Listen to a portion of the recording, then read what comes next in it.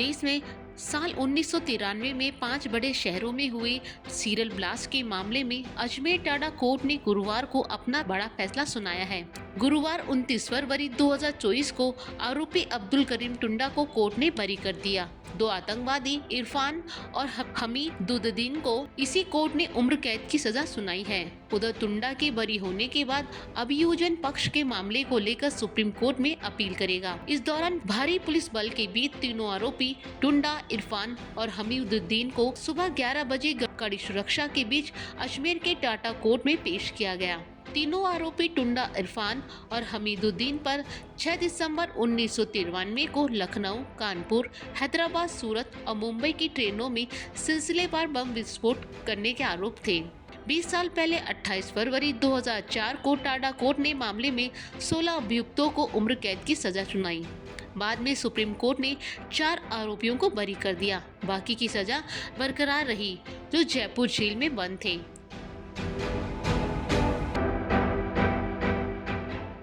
टुंडा का जन्म 1943 में पुरानी दिल्ली के छत्तालाल मियां में हुआ था। पिता का लोहे की ढलाई का काम था। टुंडा की हरकतों को देखकर पिता ने पुरानी दिल्ली छोड़ने का मन बना लिया और गाजियाबाद जिले के पिलखुआ में बस गए। यहाँ टुंडा ने भाइयों के साथ बढ़ाई का काम किया। उसकी शादी जरीना नाम की महिला से हुई। टुंडा की गतिविधियां संदिग्ध थी। वो कई दिनों तक घर से गायब रहने लगा। साल 1981 में वो जरीन को छोड़कर अचानक लापता हो गया। फिर घर लौटा तो उसके साथ दूसरी पत्नी अहमदाबाद निवासी मुमताज थी। टुंडा के पाकिस्तान में ISI से ट्रेनिंग लेने की बात भी सामने आई है।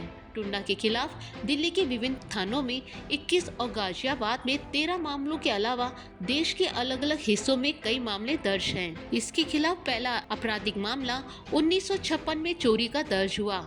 उस समय उसकी उम्र कम थी। मुंबई के डॉक्टर जलीश अंसारी, नांदेड़ के आजम गौरी और टुंडा ने तंजीम इस्लाम उर्फ मुसलमान संगठन बनाकर बाबरी विध्वंस का बदला लेने के लिए 1993 को 5 शहरों में ट्रेनों में बम ब्लास्ट किए थे। इस मामले में टुंडा पर आरोप लगे थे। इसे लेकर सुरक्षा एजेंसी इंटरपोल ने उसका रेड कॉर्नर नोटिस जारी किया। बताया जाता है कि बम बनाते समय टुंडा ने अपने एक हाथ को खो दिया था। इसी कारण ही अब्दुल करीम का नाम टुंडा पड़ गया। उस पर 33 आपराधिक मामले दर्ज हैं। 1997-98 में करीब 40 बम धमाकों में भी टुंडा का नाम शामिल है। पुलिस ने टुंडा को नेपाल बॉर्डर से गिरफ्तार किया था। वहीं अब्दुल करीम टुंडा के बरी होने से CBI को एक बड़ा झटका लगा है। जबकि मामले में टुंडा को मास्टरमाइंड माना जा रहा था। वहीं कोर्ट ने हमीदुद्दीन और इरफान को टाडा एक्ट, एक्सप्लोसिव एक्ट और रेलवे एक्ट समेत कई धाराओं में उम्र कैद की सजा सुनाई है। खास बात ये रही कि CBI ने टाडा कोर्ट में अब्दुल करीम टुंडा के खिलाफ चार्जशीट पेश की, जिसमें CBI टुंडा के खिलाफ कोई ठोस सबूत कोर्ट में पेश नहीं कर पाई। जबकि इस प्रकरण में 80 से ज्यादा गवाह पेश किए गए थे, लेकिन गवाहों ने भी टुंडा को नहीं पहचाना। ऐसे में अब्दुल करीम के बरी होने से कहीं न कहीं CBI की तफ्तीश और अनुसंधान पर सवाल खड़े हो रहे हैं। राज्य सरकार की ओर से अधिवक्ता ब्रजेश पांडे ने बताया कि कोर्ट का निर्णय सर्वोपरि है। CBI से बात करके इस फैसले को सुप्रीम कोर्ट में अपील की जाएगी। आतंकवादी हमीदुद्दीन और इरफान भी टाडा कोर्ट में फैसले के विरुद्ध सुप्रीम कोर्ट में अपील कर सकते हैं। बता दें, हमीदुद्दीन ने जेल से लौटते वक्त कहा था, सुप्रीम कोर्ट में फैसले के विरुद्ध अपील की जाएगी। आरोप CBI का है कि अब्दुल करीम टुंडा ने और उसके साथियों ने 6 दिसंबर 1993 को बाबरी मस्जिद डेमोलिशन की एनिवर्सरी के ऊपर, बरसी के ऊपर सरकार का ध्यान आकर्षित करने के लिए और भय का वातावरण पैदा करने के लिए देश की विभिन्न ट्रेनों में बम विस्फोट किए। और उसमें यह बताया गया है कि साहब इस सबका मास्टरमाइंड अब्दुल करीम टुंडा था। ये CBI की तरफ से आरोप थे।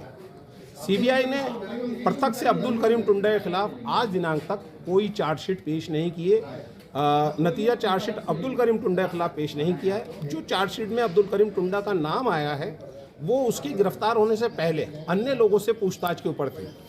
उस चार्जशीट की सीक्वेंस में आगे में सप्लीमेंट्री चार्जशीट के लिए CBI ने अपने पूर्व चार्जशीट में कहा था कि जैसे जैसे मुल्जिमान गिरफ्तार होंगे उनके खिलाफ चार्जशीट पेश होगी। बाद में मुल्जिमान गिरफ्तार हुए, उनके खिलाफ चार्जशीट पेश हुई। बट अब्दुल करीम टुंडा के खिलाफ आज तक CBI कोई सप्लीमेंट्री चार्जशीट, पूरक आरोप पत्र दाखिल नहीं कर सकी। मेरे मुवक्किल ने मुझे ये बताया है कि वो निर्दोष है, उसे झूठा फंसाया गया है।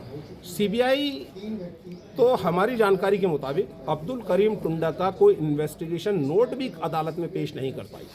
अभी क्या रहने वाला है आज न्यायालय का फैसला है, हमने अपनी पैरवी की है, उन्होंने अपनी फैसला की है, वर्डिक्ट है। अब जो फैसला आएगा वो न्यायालय का आएगा, जो भी होगा वो आप लोगों को बता दिया जाएगा। हमने अपने मौकिल के लिए न्यायालय ने, सीबीआई ने अपनी तरफ से पैरवी की, आगे सब हो जाएगा। सब जो भी फैसला होगा हम बता देंगे आपको। अब्दुल करीम टुंडा की ओर से मैं पैरवी कर रहा हूँ, विधिक सहायता की तरफ से। मुझे लगता है कि इस मामले में कोई लेकुना रहा है? लेकुना तो यही सबसे बड़ा लेकुना है, जिस मुल्जिम के खिलाफ अब चार्जशीट पेश नहीं कर पाए। चार्जशीट के बेस के ऊपर ही तो जो है वो चार्ज लगते हैं और उसी के ऊपर मुकदमा चलता है। डायरेक्ट एविडेंस इस मामले में अब्दुल करीम टुंडा के खिलाफ नहीं है। अब्दुल करीम टुंडा से इन्वेस्टिगेशन करने वाला कोई अधिकारी कोर्ट में नहीं आया है। अब्दुल करीम टुंडा को गिरफ्तार करने वाला भी कोई अधिकारी न्यायालय में आकर के बयान दे करके नहीं गया है। यही हमारे वो है, और ऐसा कहीं चार्जशीट पे नहीं आया है कि अब्दुल करीम टुंडा के बम बनाए अनुसार या उसके बनाए हुए बमों से या उसके सिखाए हुए बमों से ट्रेनों में विस्फोट किए गए।